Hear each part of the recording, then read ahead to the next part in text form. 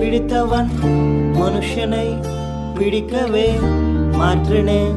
இயேசு என் படகிலுண்டு, நிச்சயம் ஒரு நாள் மறுதலைப்பேன் என்று அறிந்தும் அலைத்தவர் அருகிலுண்டு. நான் பேசும் வாழைகள் எல்லாம் வெறுமையாய் வந்தாலும் என்னோடு